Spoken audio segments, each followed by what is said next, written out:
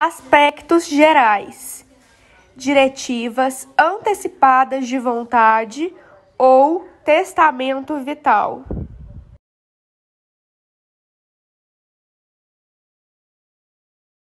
O que é e para que serve? É um documento público, lavrado no tabelionato de notas, que exterioriza a vontade de uma pessoa que esteja no gozo de suas capacidades mentais, com o intuito de disciplinar acerca dos cuidados, tratamentos e procedimentos médicos e terapêuticos que deseja ou não ser submetido, se estiver inconsciente em decorrência de doença ou acidente. Tem a finalidade de garantir a autonomia e dignidade do paciente em fase terminal, protegendo-o de sofrimentos desnecessários e obstinação terapêutica sem fundamentos.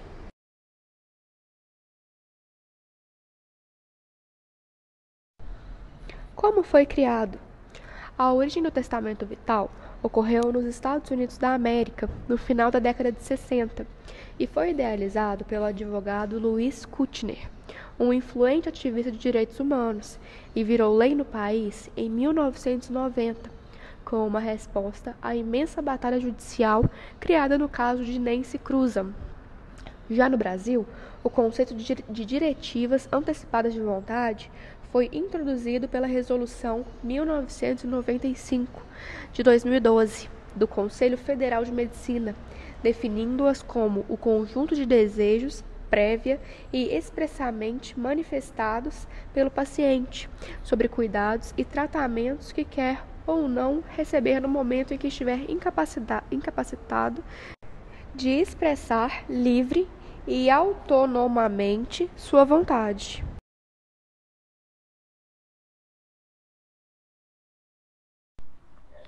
Como é elaborado e quando é rompido? O testamento vital é um documento previamente elaborado pelo paciente com as estipulações de sua vontade médica, ou seja, métodos aos quais deseja ou não ser submetido, quando em estado terminal de saúde, em estado vegetativo persistente ou afetado por doença crônica incurável. A validade do testamento é condicionada à morte, evento que rompe o domínio dos bens do testador e transfere a outra pessoa os direitos que lhe pertenciam.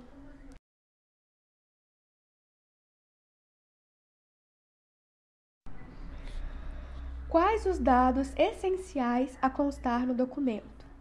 A identificação completa do outorgante, o lugar, a data e a hora de sua assinatura, as situações clínicas em que as diretivas antecipadas de vontade produzem efeito, as opções e instruções relativas a cuidados de saúde que o outorgante deseja ou não receber, no caso de se encontrar em alguma das situações referidas na linha anterior. As declarações de renovação, alteração ou revogação das diretivas antecipadas de vontade, caso existam. Pensa-se que, pela proximidade dos sistemas brasileiros e portugueses, esses possam ser considerados, ao menos no plano doutrinário, como os elementos essenciais para o testamento vital em âmbito nacional.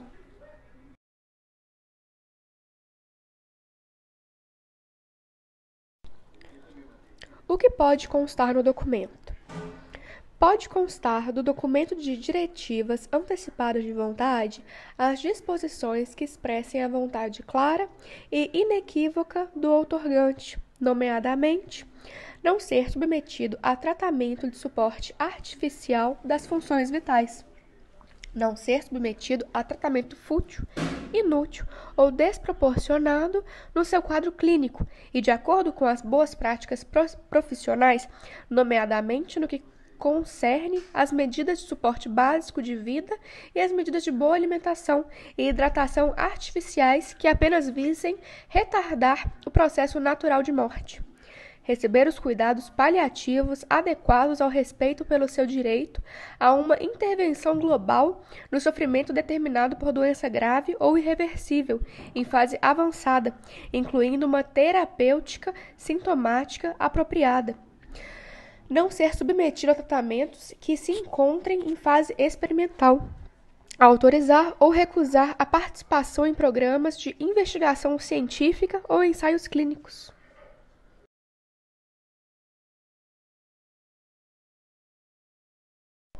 Curiosidades finais.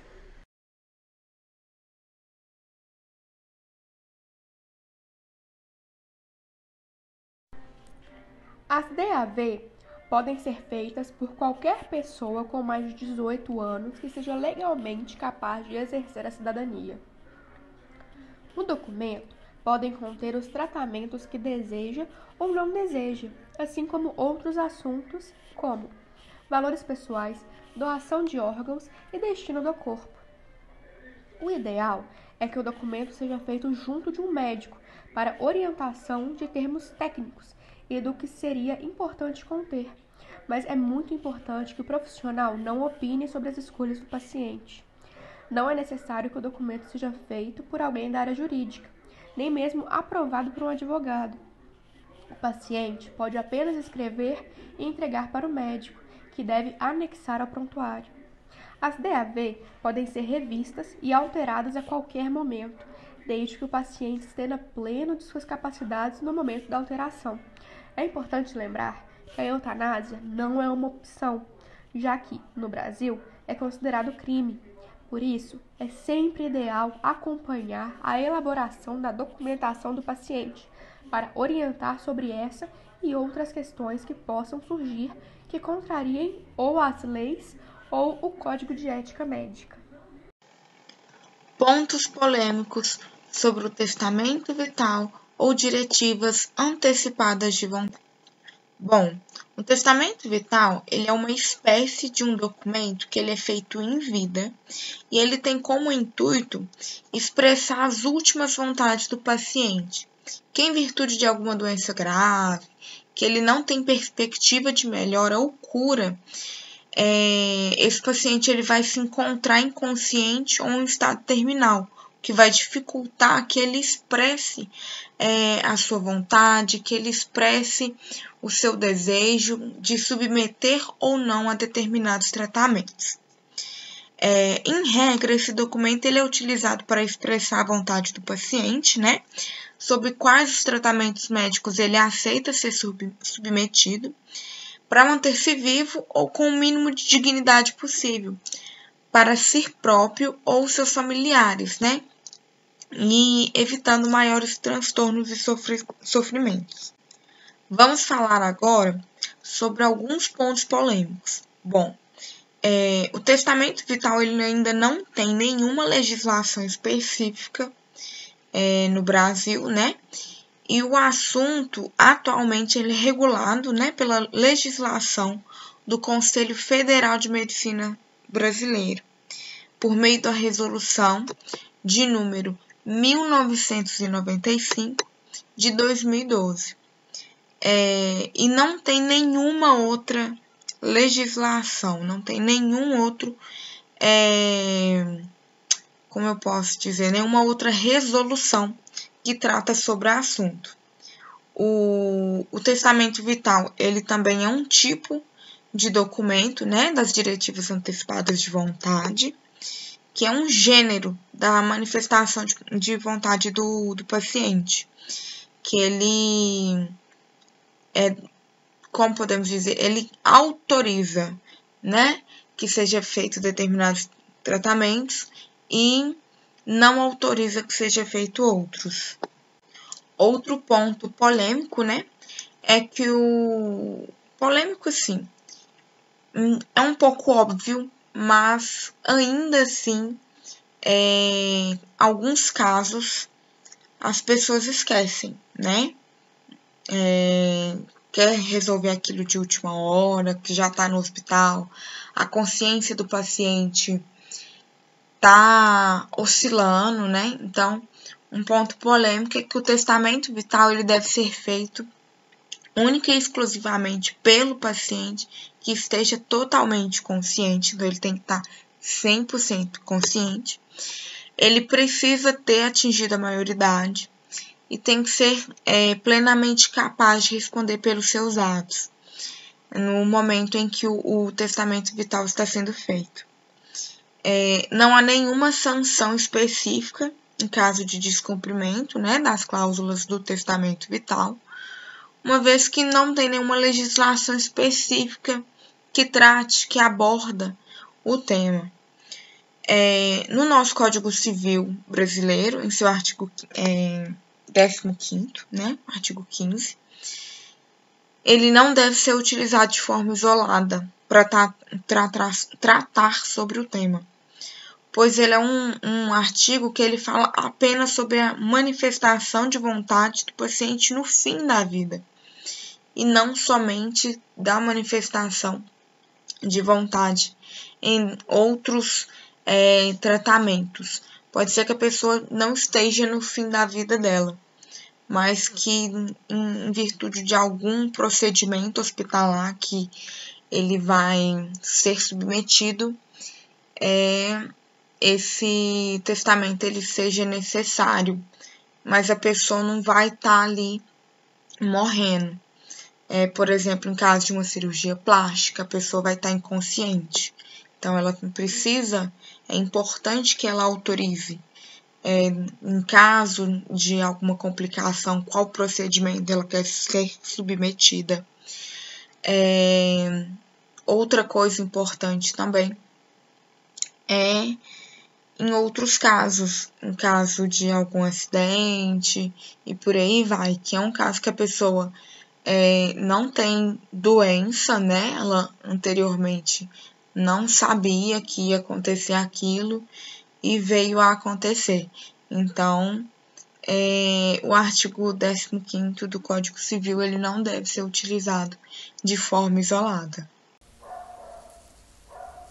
Bom, agora o grupo irá apresentar acórdãos judiciais relacionados ao assunto do testamento vital, diretrizes antecipadas de vontade, conforme foi o assunto abordado durante o trabalho. O primeiro acórdão a ser abordado, ele pertence à comarca de São Paulo e tem como apelante a Adriana Maria. Trata-se, de um procedimento de jurisdição voluntária que visa a elaboração de diretrizes antecipadas de vontade com o objetivo de estabelecer limites à atuação médica no caso de grave enfermidade.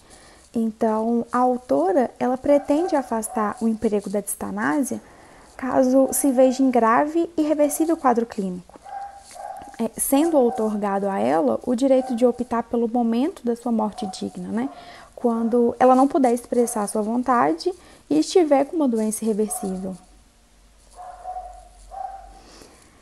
Só que, entretanto, a sentença ela extinguiu a ação sem a resolução do mérito, alegando falta de interesse de agir.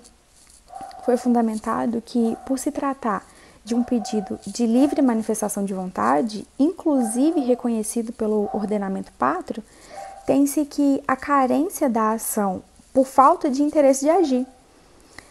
Ou seja, foi sentenciado que a autora ela deverá realizar tal declaração através da via extrajudicial. Só que a autora ela entrou com recurso sustentando que nenhum escrevente de cartório pode avaliar e julgar uma questão tão séria. E sobre o recurso, destaca-se que ele não foi provido. Foi argumentado que o testamento vital ele está elencado em lei como uma manifestação de vontade privada e que não exige a chancela do Poder Judiciário para estar produzindo efeito. E foi ressaltado que se trata de um pedido hipotético, porque a apelante ela não aponta sequer uma doença que acomete. E sem a indicação de pretensão resistida, fica nítida a falta de interesse de agir.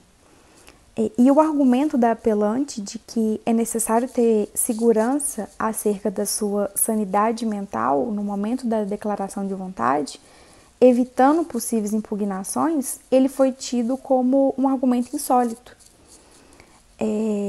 No recurso foi sustentado que, se assim fosse, qualquer pessoa necessitaria de ingressar com o mesmo pedido quando estivesse prestes a manifestar a sua vontade.